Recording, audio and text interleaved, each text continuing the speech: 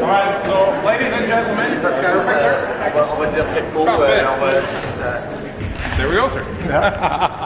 As we approach the end of this visit, just before we get the full military briefing, I wanted to take a moment to say thank you to everyone involved in this, especially the local folks here in Cambridge Bay, and Pam for your leadership, not just as MLA here, but Deputy Premier of Nunavut. It's really, really great that you're welcoming us here to see just how important and how connected the community is to everything going on here, which is the way it's supposed to be. As we face a changing world with new geopolitical threats, strategically the Arctic becomes more and more important. And yes, it's going to be important for us to keep investing in the science, to keep investing in defense, to make sure that we are able to protect the Arctic and, by extension, North America and indeed NATO. But we can never forget that sovereignty doesn't come through soldiers or scientists. Sovereignty comes through the people who've lived here for millennia.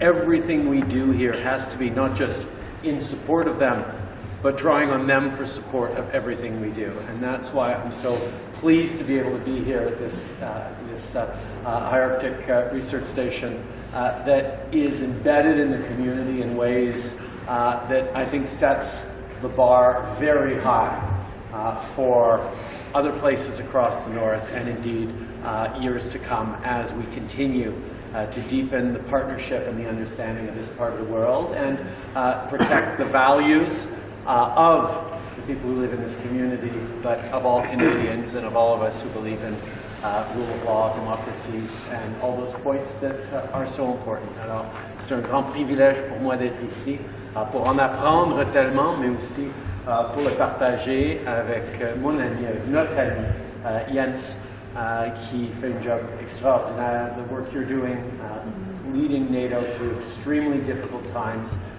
challenging geopolitical moments, but doing it always with a level of thoughtfulness, compassion, and connection to people that makes it a lot of fun to be sharing this part of the country that I love so much with you and with everyone who's here this week. So thank you again.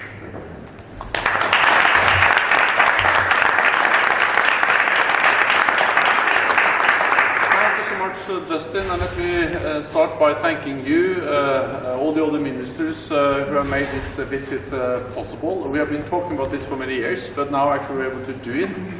And for me that's a great thing to be able to come here and meet all the people, the researchers, the people representing the local community, and to be at this beautiful center, research center, also meet the armed forces and the people working for NORAD. So I realize when I'm here that Canada is really an important, as a NATO ally, I've always known that, but I realize the importance you play in the high north, in the Arctic.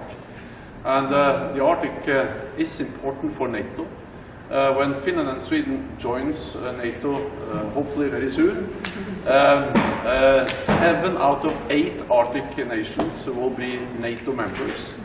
And that would just increase the importance of the Arctic for the alliance.